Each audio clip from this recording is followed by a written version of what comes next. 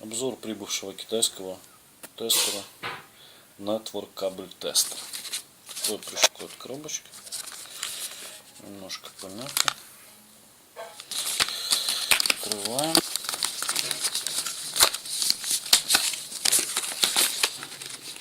Достаем. Довольно неплохой дермантиновый мешочек для хранения. Ставим сам тестер. Сидит довольно плотно вот здесь.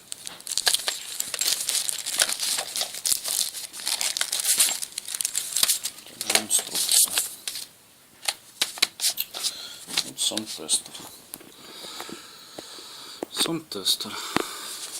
С одной стороны у него RG45, RG11 имеет телефонный кабель. И вот выход телефонного.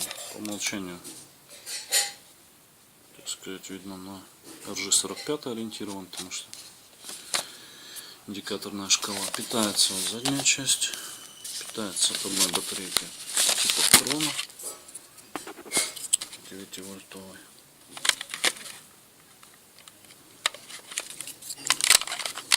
Это еще здесь надпись.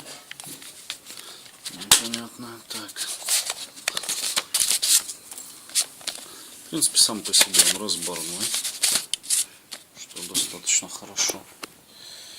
Включаем. Как видим, ничего не происходит. Пробуем подключить перебитый кабель местами. У меня специально для этого вандально перерезан. Вставляем разъем RG45. Смотрим, что-то изменилось. Нет, индикация не изменилась.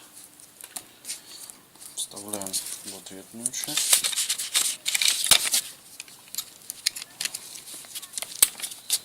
И смотрим.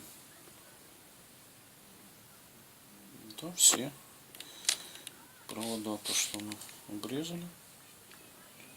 Бело-оранжевый первый. Бело-коричневый, коричневый, соответственно, последний, предпоследний. Мы не видим. А еще у нас перебит. Да, правильно, еще пробит вот сине-зеленый, что он показывает под номером 5. Также можно их соединить. Соединяются они вот абсолютно легко. Но не одной рукой. Поэтому протестим. Сейчас кабель обычный телефонный на 2 проводочка. 2 проводочка мы видим. Вставляем в RG11. Здесь вставляем хвост.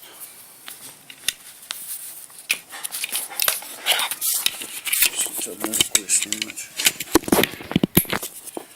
И смотрим, что он нам покажет. Показывает 3, 4. Кнопка slow. Это значит замедленно. Сейчас видим, насколько оно стало медленным. Раз, два.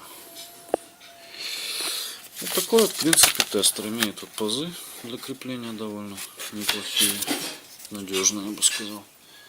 Имеет, можно подключить как и для RG45, так и для RG11. Смотря чем чаще вы пользуетесь. Вниз оно не уходит, тут имеем стопор. Вот, собственно, такой вот обзор такого тестера. К покупке рекомендую.